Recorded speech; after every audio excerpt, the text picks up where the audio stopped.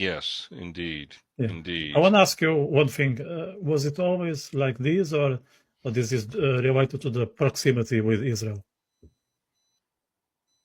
I don't think it's got anything to do with the proximity with Israel.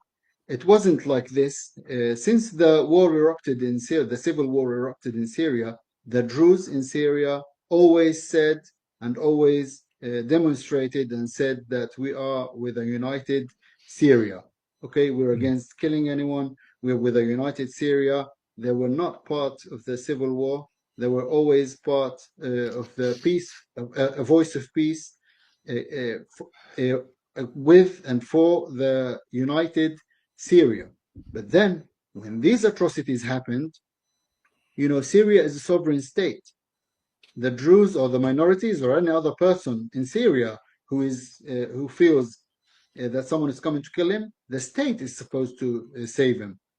So Syria did not save them, and Israel is a sovereign state. Israel is not supposed to intervene, but because of the Druze in Israel, Israel did intervene, and they found themselves in a situation where the country, so the Syria, is doing what it did to them, killing everyone, killing babies, raping women, or whatever, and after that, coming and stealing the content, the content of the houses. And Israel was the one that is trying to speak their voice and given the limits, the geopolitical limits in the area, in the region, try to do what they did to save these minorities, to assist the minorities, as I said, given the limits that it has.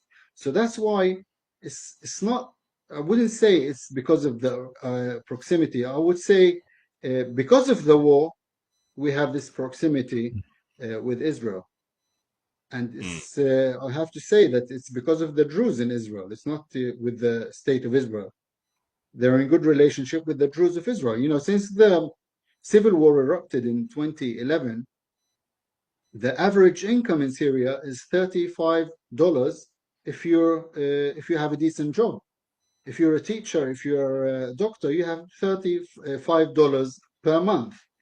But in order to buy, the average household, if you need at least double or triple that amount in order to survive, and we're not speaking about cars or traveling or anything. So if it wasn't for without the the financial assistance that they got from the Druze community in Israel that we sent them on a monthly basis, they wouldn't survive.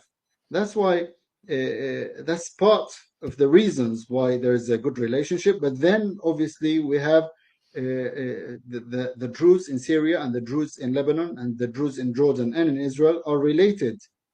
Before the formation of these states, Israel, Syria, Lebanon, we lived in the same region, Bilad al-Sham. It used to be called Bilad al-Sham. We're all related. We're all living in the same region. We have first blood relatives. For example, my wife's aunt lives in Jaramana, and her son was killed. So we're talking about my wife's cousin who was killed in this war. So it's not just because they're Druze. It's not just because we belong to the same religion. And it's not just because they're minority, it's because it's our relatives as well. If we see our relatives, someone is trying to kill them, to ethnic cleanse them, to do these terrible things to them, the minimum that we can do is try to demonstrate or try to assist them with what we can, and try, given the limits, to call for their assistance from the state that we live in. That's why Israel intervened, even though I would say